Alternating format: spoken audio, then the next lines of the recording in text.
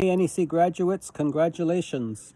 You did it. It was not an easy thing to get through this lockdown and complete your studies. Thank you for persisting. Congratulations on your accomplishment. And we really are happy that you've been able to spend this time with us. And unfortunately, we won't be able to celebrate with you, but you will be invited to next year's ceremony. So we look forward to seeing you then. In the meantime, I hope you're smiling from ear to ear and pleased with yourself and all that you've done. And I hope that this shows you that you can do it and you can do anything. You can take your personal strengths and your skills and you can move forward and have a great life. That's what we're here for.